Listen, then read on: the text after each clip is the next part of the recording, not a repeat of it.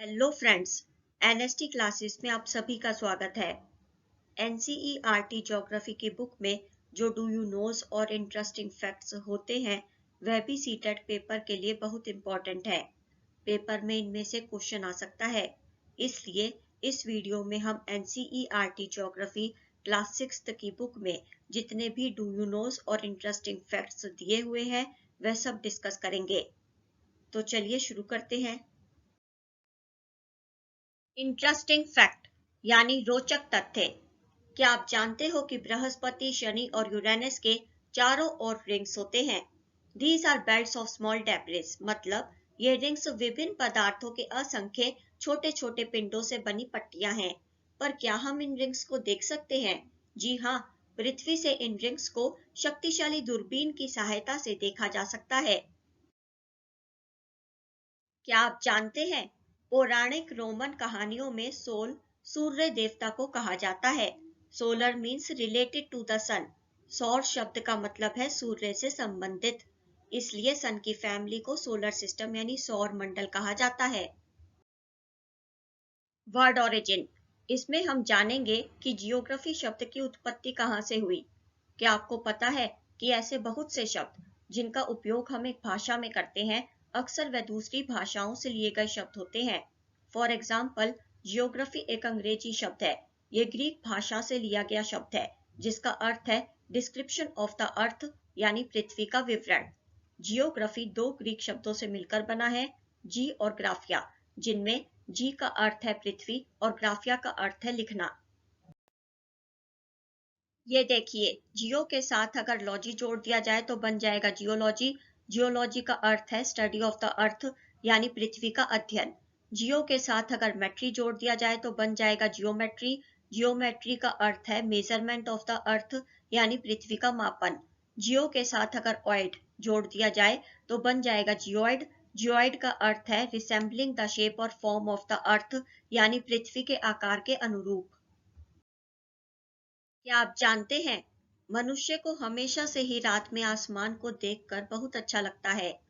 क्या आपको पता है कि एस्ट्रोनॉमर्स कौन होते हैं? जो सेलेस्टियल बॉडीज और उनकी मूवमेंट्स यानी जो खगोलीय पिंडों और उनकी गति के संबंध में अध्ययन करते हैं उन्हें एस्ट्रोनॉमर्स कहा जाता है।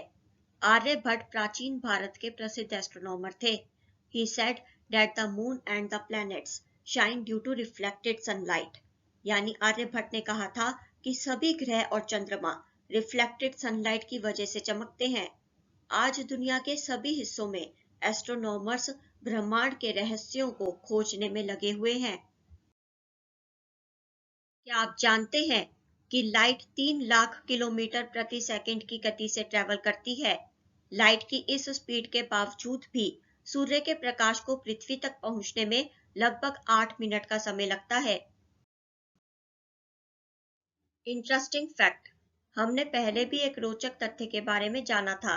चलिए अब एक और रोचक तथ्य के बारे में जानते हैं। क्या आप जानते हैं कि चंद्रमा की सतह पर कदम रखने वाला पहला व्यक्ति कौन था? नील आर्मस्ट्रॉन्ग पहले व्यक्ति थे जिन्होंने 20 जुलाई 1969 को सबसे पहले चंद्रमा की सतह पर कदम रखा। सैटेलाइट एक सेलेस्टियल बॉडी है यानी एक खगोलीय पिंड है जो प्लैनेट्स के चारों ओर उसी प्रकार चक्कर लगाता है जिस प्रकार प्लैनेट्स सूर्य के चारों ओर चक्कर लगाते हैं। ह्यूमन मेड सैटेलाइट एक आर्टिफिशियल बॉडी है। यह सैटेलाइट वैज्ञानिकों के द्वारा बनाई जाती है जिसका उपयोग ब्रह्मांड के बारे में जानकारी प्राप्त करने और पृथ्वी पर संचार माध्यम के लिए किया जाता है। इसे रॉकेट के माध्यम से अंतरिक्ष में भेजा जाता है और पृथ्वी की कक्षा में स्थापित कर दिया जाता है। अंतरिक्ष में उपस्थित कुछ भारतीय सैटेलाइट्स हैं इनसैट, आईआरएस, एडुसैट आदि। क्या आप जानते हैं, अपने स्थान से ध्रुव तारे का एंगल मापकर आप अपने स्थान का लैटिट्यूड जान सकते हैं। वर्ड ओरिजिन यानी शब्दों की उत्पत्ति। ग्रीक भाषा में लिथोस का अर्थ है पत्थर, एटमोस का अर्थ है वेपर यानी वाष्प, ह्यूडोर का अर्थ है जल और बायोस का अर्थ है लाइफ यानी जीवन।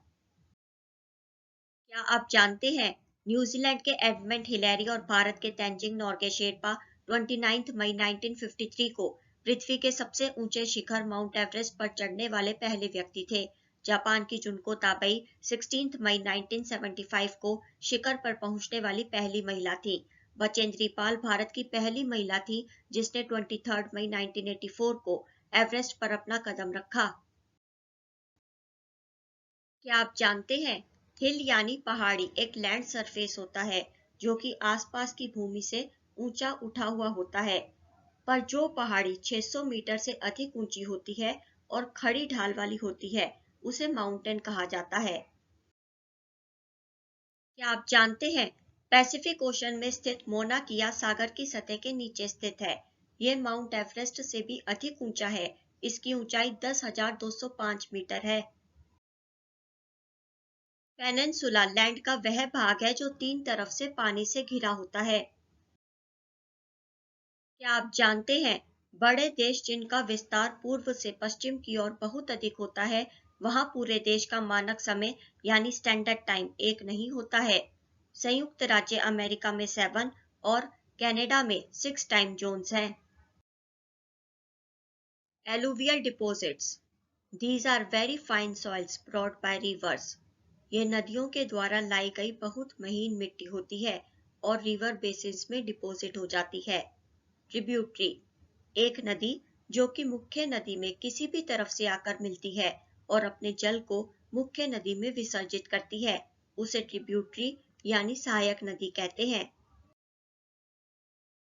क्या आप जानते हैं, गंगा और ब्रह्मपुत्र नदियां विश्व के सबसे बड़े डेल्टा का निर्माण करती हैं, जिसे सुंदरबन डेल्टा कहा जाता है।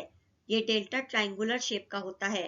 डेल्टा लैंड का वह भाग है जो माउथ ऑफ द रिवर यानी नदी के मुहाने पर बनता है। नदी का मुहाना किसे कहा जाता है? जहां नदियां समुद्र में प्रवेश करती हैं, उस जगह को नदी का मुहाना यानी माउथ ऑफ द रिवर कहा जाता है। क्या आप जानते हैं, कोरल्स छोटे समुद्री एनिमल्स के कंकाल होते हैं जिन्हें पॉलिप्स कहा जाता है। जब जीवित पॉलिप्स मरते हैं तब उनका कंकाल बच जाता है। अन्य पॉलिप्स उन हार्ड स्केल्टन्स के ऊपर ग्रो होते हैं जो बढ़ते बढ़ते काफी ऊंचे होते जाते हैं और इस प्रकार कोरल आइलैंड्स का निर्माण करते हैं। माइग्रेटरी बर्ड्स, कुछ पक्षी जैसे pintail duck, curlew, flamingo, osprey, little stint प्रत्येक वर्ष सर्दी के मौसम में हमारे देश आते हैं। सबसे छोटी लिटिल स्टिंट, जिसका वजन लगभग 15 ग्राम होता है, आर्कटिक रीजन से 8,000 किलोमीटर की दूरी तय करके भारत आती है। अगर आपको वीडियो अच्छी लगी हो तो वीडियो को लाइक करें और शेयर करें। अपने विचार कमेंट करके बताएं। चैनल को सब्सक्राइब जरूर करें और सब्सक्राइब करने के साथ नोटिफिकेशन बेल को प्रेस करके ऑल पर क्लिक करें। See you in the next video. Till then, goodbye. Thank you so much. Thanks for watching.